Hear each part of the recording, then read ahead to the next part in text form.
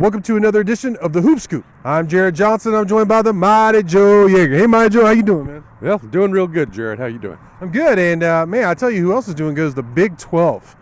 They're expanding.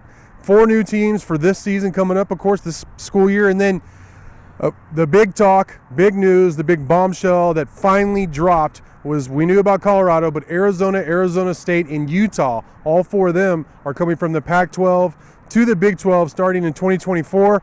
And there's been a lot of talk about football, and rightfully so, but Mighty Joe, you cover Red Raider hoops here, so I thought we'd get your perspective on what this means from a basketball perspective. Well, it certainly doesn't hurt. That's for sure. I mean,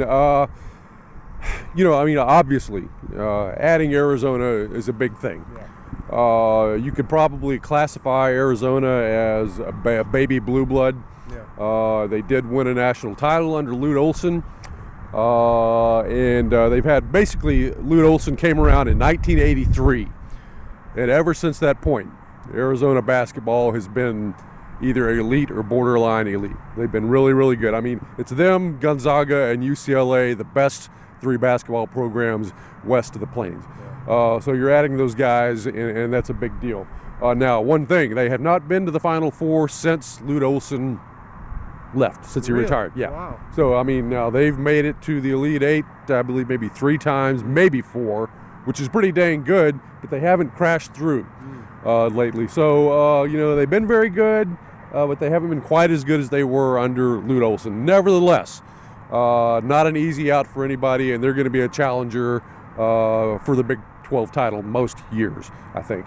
The other guys, I mean, Utah is a program that has had some pretty darn good success throughout its history. It actually did win a national title in 1944. Oh, wow. Do you remember that, Joe? Yeah, exactly. That's how I can recite this stuff because I was there.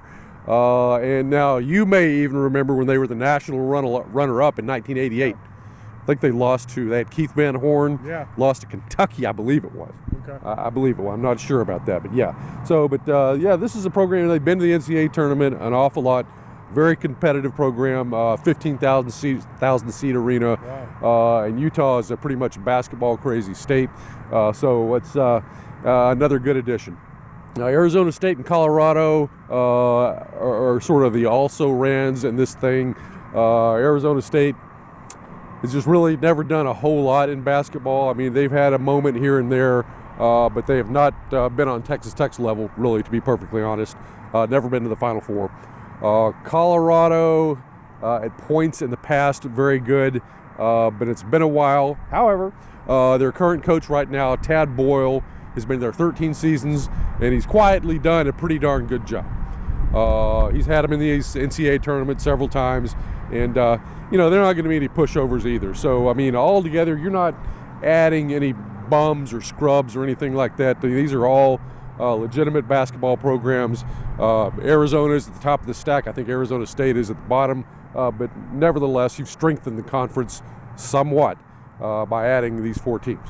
Yeah, I love that Arizona National Championship team. I think that was Miles Simon, Mike Bibby, Mike Dickerson, 3 future, definitely 2 future NBA players, and then Miles Simon was like the man.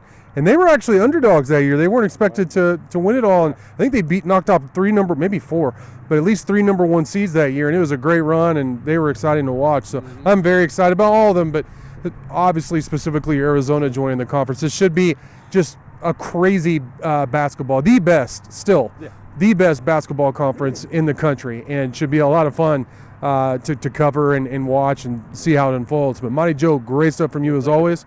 Thank y'all for watching, and until next time.